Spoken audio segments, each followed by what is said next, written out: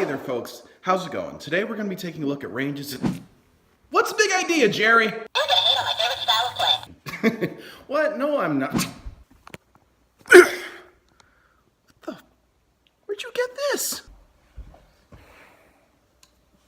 Now, over the years I've kind of hummed and hawed about this very topic, and I've kind of come to one conclusion.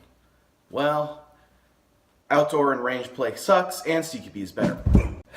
I was going to finish that sentence off by saying it sucks for new players.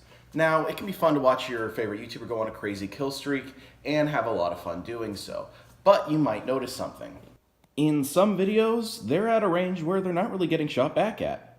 Now, I'm not trying to be a dick here, and I really enjoy these guys' content, but oftentimes you get kind of bored watching this stuff. Why? Well, oftentimes it's because they're at little risk to getting hit themselves. They're sitting somewhere up high, pinging people at ranges that, quite frankly, the enemy doesn't know they can even be shot from. Now, I'm not trying to dictate how people should play, but at the end of the day, Airsoft is a game, and we play games to compete on a semi-even playing ground against one another. The problem with range play is, well, that quite frankly, it's not that for a lot of players. It's not even close. You either have the knowledge to achieve these ranges, or you can buy your way into those ranges, and for a lot of people, neither of these is really possible. Now, try and put yourself into the shoes of a brand new Airsoft player. You're repeatedly shot by people at ranges you're not able to shoot them back at or don't even know they're at because your starter gun just simply isn't that good. You're going to feel frustrated and you're going to want to quit. In other words, this isn't how you retain players. Any video game that allowed you to buy a straight up range advantage like that would not retain its player base for very long. Now transition over to CQB and the problem is virtually eliminated. At most you're shooting at people at 75 to 100 feet at a range where most airsoft guns are easily able to shoot accurately at. And because of this, I get a whole lot less bored whenever I watch a CQB video. At least personally for me, because I know that person can be shot at any time. But it goes farther than that. The larger the arena to accommodate long firing lanes, the longer the walk back to respawn, and the longer it is to get back into the action, meaning more downtime and less uptime, actually playing Airsoft. I mean, you could just not get hit, but that's a hell of a lot easier if you actually have that range advantage. Quit being an Airsoft SJW. War is not fair and neither is Airsoft. If you get hit, you deserve the punishment of a long respawn. But see, that's just the thing. Airsoft isn't real war. Airsoft is a game, and we play games to have fun. And if a game isn't fun, well, then it's kind of a waste of time. And to me, spending 3 to 5 minutes to get back into the action doesn't exactly sound like fun.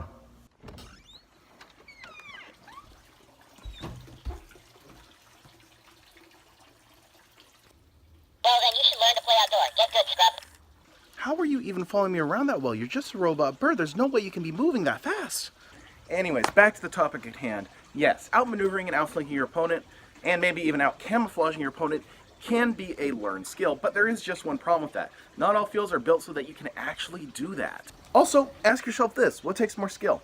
Sitting up and plopping yourself up high on a hill where you can take out everybody at range, or outmaneuvering, ducking, flanking, winning the corner, and all those other skills in Airsoft. One's a learnable skill, but the other one comes down to maybe your gun and your camouflage. Now, Jerry, I'm not saying that getting to those locations unseen isn't a skill set, but it's really easy for those locations to quickly snowball newer players.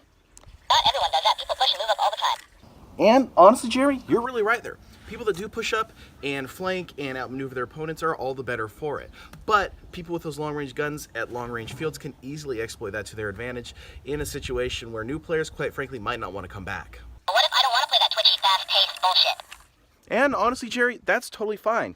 You shouldn't be forced to give up your long-range style of play. But I think there is a solution where both parties can be happy. Finally, you're making some sense. Yeah, comes down to map and field design. Picture this. On the left lane, things are close, and when fighting in the city, no one really gets outranged. The middle lane still allows for long-range play, and you can even hit people in the city if they stray too close from the edge. But there's large amounts of cover in the back parts of the field, allowing for those that want to fight in a mixture of both to do so. I like to call this range play and closer cover-to-cover gameplay urban. It's not quite CQB, but it's not quite woods play either. Now guys, range play is always going to be a thing, and fields that specialize in it are always going to be a thing too. No one can take that away from you. But they might not be the best at hooking newer players. And I honestly believe more should be done to help newer players. They're the future of the sport after all. No new players means, well, Airsoft dies. Now, not every field is urban or CQB. A lot of fields are outdoor, or they're woods play, or they're range fields. Also, a lot of them are repurposed paintball fields, or things that aren't exactly designed for Airsoft. Well, if you happen to have a long-range gun and you see a new player outdoors playing for their very first time and their gun kind of isn't up to par, well, here's some things you can do. Well, try and push up. Don't simply sit at the back lines where no man can touch you. It'll also do your team some good too. Assist your friendly noobs. Keep heads down with your ranged weapon so noobs with shorter ranges can still get kills. Or switch it up. Try not to stay in the same place for too long. It'll help you survive longer, and you'll get shots from different ranges, and you'll shoot at different players. Now that's just going to about wrap things up. Now I couldn't cover every argument ever presented for a case like this in one video. But here's the thing. I actually really want to hash it out with you in the comments. Now this isn't a video topic that I'm super solid on. There's not a lot of research to be done, and I can't exactly provide a lot of empirical data. Just people and things that I've kind of personally experienced. So don't be a cheater. That's all, folks. And if you don't mind, I got a bird to kill.